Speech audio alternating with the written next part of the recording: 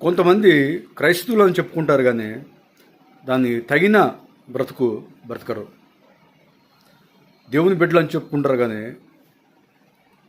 దేవుని బిడ్డలుగా జీవించరు. ఏదో సండే రోజు చర్చికి వెళ్తారు, వెళ్ళి మళ్ళా తిరిగి ఇంటికి వస్తారు.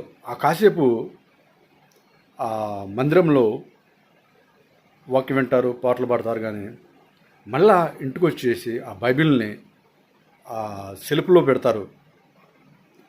మళ్ళీ దాన్ని నెక్స్ట్ ఆదివారం వచ్చిందాక ఆ బైబిల్ని తీరండి, అది దుమ్ము కొట్టుకుపోవాలి దాని నిండా, బైబిల్ నిండా. మళ్ళీ నెక్స్ట్ ఆదివారం వచ్చేసరికి ఆ దుమ్ముని ఇలా దులిపేసి కవర్లో పెట్టుకుని బైబిల్ తీసుకొని వస్తారు, మడత వేసుకొని.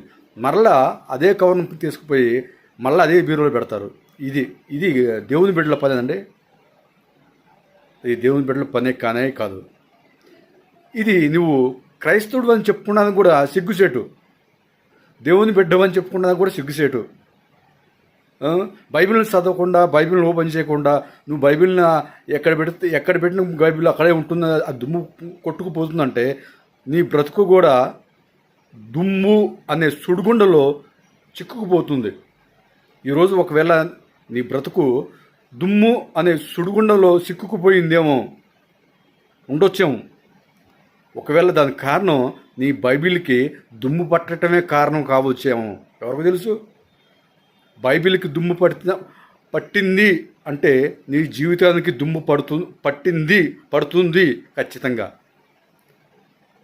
మనిషికి ఎదురుగా దుమ్ము వస్తున్నప్పుడు మనం అల్లకొల్లలం అయిపోతాం. మన ఎదురుగా గాలి దుమ్ము వచ్చినప్పుడు అదే దుమ్ము బైబిల్ కొట్టుకొని ఉంటే నీ బ్రతుకు కూడా అల్లకొల్లలం అయిపోతుంది.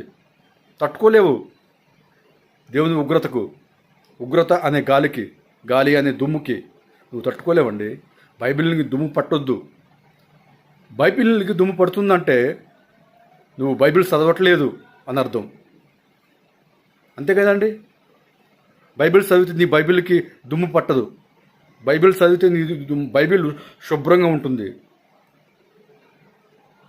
నువ్వు కనీసం ఇతర పుస్తకాలకు ఇచ్చే ఒక భద్రత నువ్వు బైబిల్కి ఇవ్వట్లేదు, బైబిల్ పట్టించుకోవట్లేదు.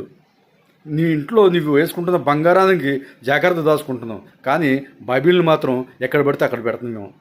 ఈరోజు నీ జీవితం పతనానికి కారణం బైబిల్ని నువ్వు పట్టించుకోపోవటమే కదా దానికి కారణం. బైబిల్ని తీసి ఎక్కడో పెడుతున్నావు, దాన్ని మళ్ళీ సండే రోజు తీస్తున్నావు.